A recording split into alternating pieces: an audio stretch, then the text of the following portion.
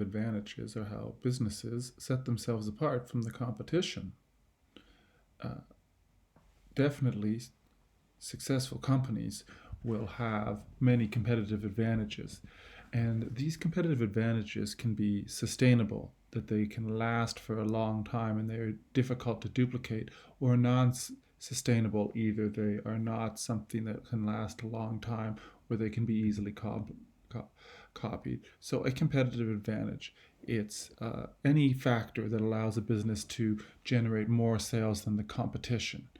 So, and these can be related to a unique product. These can be related to a special sale. There's a whole different marketing number of strategies that can create competitive advantages. So the best ones to have are sustainable advantages that they can maintain over competitors for a long time in order to hold on to customers for as long as possible. And they are. A unique selling proposition, something that's really unique and different and patented protected. So Canada Goose has their custom jackets, with the nice fur, hand stitched. The brand equity is very high. Their other winter coat companies cannot copy this proprietary design. They could serve a niche market that is a loyal, a group of customers that there may be only room for one or two stores in a city, but there are going to be consistent demand. You could lower your production costs over time, or you could build strong customer loyalty. So the unique selling proposition, the USP, it's a benefit that the competition does not have and likely will not have. But you have to protect the benefit with a patent, right? Like you'll see on Dragon's Den, someone comes up with a good idea and the dragons ask, well, what would stop the big fish, the big competitors from copying your idea? So obviously, when you get a new idea, get the patent protection. And also, sometimes it can be, a human resources issue, like a restaurant that has a great chef. Well, that's something unique that another restaurant would not be able to copy. So by hiring the right type of people, you can create very, very skilled employees. Reducing production costs means finding a way to be cheaper over time by using technology, new systems, being innovative, streamlining the production process to reduce costs. In these modern times, sometimes you'll hear of a company moving to another country that has lower costs of natural resources, or a lower tax rate, or a lower cost of living and lower wages. So that would be a long-term way to reduce costs. So this is something that would be complicated and difficult for the competition to copy. Serving a niche market. Well, there's some knitting stores around Toronto. Not a lot of people are knitters, but they would appreciate a place that has all types of yarn and caters to their every needs. Likewise, comic book stores. A comic book store with a great wide selection and expert staff that know a lot about the issues. That small niche market would certainly appreciate that.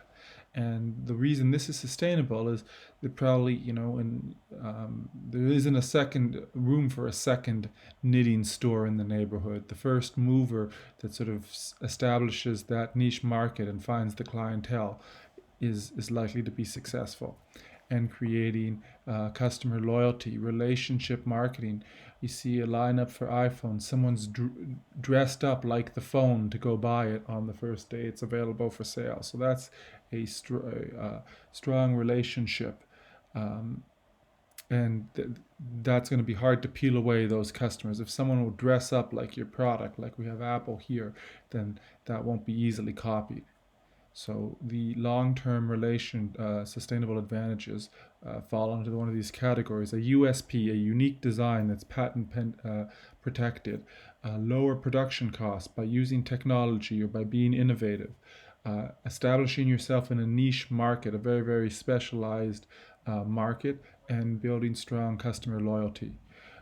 Ari de Guis is someone who said, the ability to learn faster than your competition may be your only sustainable competitive advantage.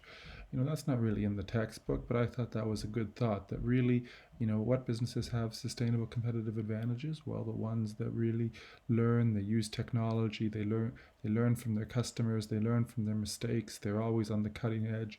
Those are the companies that often have the best success. So it's not in the textbook, but the ability to learn and adapt is a great competitive advantage. So, non sustainable advantages that your competitors could take away from you in order to shift the customers towards their stores. And we would say that those are promotion, placement, price, quality, design, feature, benefits of use. So, any promotion that Tim Hortons at Broadway and Yonge does could be copied by the Second Cup further up Yonge Street, or by Starbucks at Erskine and Yonge. Nothing would stop the competition from opening up nearby, or matching their sale price. So that's why these are non-sustainable competitive advantages. So, firstly, promotion. So the idea businesses need to advertise their products so that they're at the front of the mind. Building good brand awareness. Goal of the company is to be the first that people think of when they think of that store. So they're always, having a promotion, trying to generate good publicity, paying for advertisement. So they're doing that in order to get brand awareness. But just because you're the most recognized brand in 2020 does not mean that'll be the same in 2021. So promotion is non-sustainable. A big ad campaign can be copied by the competition. Placement. Obviously, having the most locations, the best locations, is a competitive advantage. But there's so many properties out there. A competitor could copy that location. And if you were at Yorkdale with your fashion store, a competitor could take up a position at Yorkdale as well.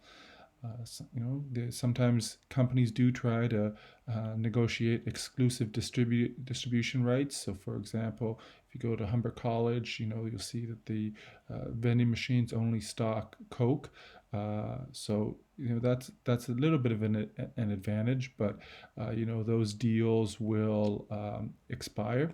And again, nothing stops Pepsi from doing the same thing but for their own products on the TTC, which is why you can only get. So it's a bit of a trade-off. You can't have exclusive distribution everywhere, but it's a good thing to have.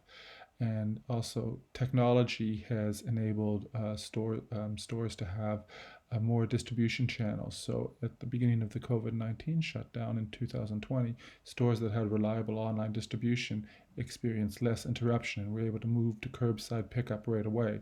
Other ones had some difficulties they had to overcome. But again, say one company partners with a food delivery app to deliver takeout food, they might have had to pay high fees. So again, these placement things, nothing's permanent. There's always going to be another food delivery app. There's always going to be another exclusive distribution deal. There's always going to be someone opening up in your neighborhood. You can't totally control it. So that's why it's non-sustainable. Price. So price becomes a competitive advantage if all the other features are equal. That is, if they are close enough that the reason you're making a decision is whichever one has the lower price. Usually there's some feature about the product that stands out. But let's say we're talking about soda. If you can charge less for your can of soda, that would be a competitive advantage. But the thing is that it's not sustainable. So here's an example of having a sale versus lowering your production costs. So let's say a business opens a new factory. So here's the current situation. Right now they're selling their goods for $10 and the cost is $6. So they make a profit of $4. So everyone who's making this particular good is making $4 a unit. Business A opens a new factory. And as a result of doing that, it lowers the cost of producing the good to $4 because it uses technology. So they could do two things. They could lower their price to $8 and make the same profit as before and get more sales, Or they could keep their price as is and make $6 in profit instead. Again, that would be a big edge over the competition to increase your profits by 50% without losing any sales. So something like that's sustainable. Whereas a company, if they just had a sale and lowered the price to $8 just as a promotional tactic, well, they would only make, $2 in profit. So they're losing half of their profit, and they can't continue to do this. So a new production facility that is more efficient, that allows you to lower your price, is sustainable, but just having a sale is not. The quality. The businesses are always trying to see which is the stronger material, the fastest car, the lightest shoe, the easiest streaming service to use, the most durable winter coat, things like that. And they're always adding features to improve the product and taking away things that customers don't want. So having good quality is a good advantage. Consumers will seek out the best quality, but nothing prevents your competition from deciding, you know what, this year we're going to take our quality a little more seriously, and we're going to, up the quality of our stitching, or we're going to, switch to, this new operating system, and it'll make our app easier to use.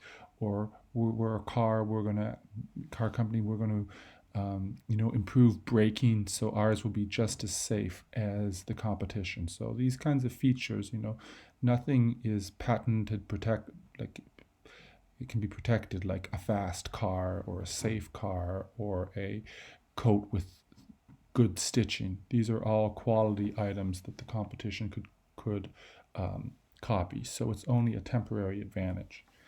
The benefit of the use. Benefits is how we market cars to the customer. And you want to phrase it in a way that people want to buy the benefits that you're selling and distinguish your product. So here we have an electric car by Mercedes-Benz, and so electricity no longer flows, it drives. So it's highlighting itself as the electric car that also performs. So that could be a good benefit. People would see that, well, yeah, I want to be environmentally sound, but I also want a nice car. This speaks to me.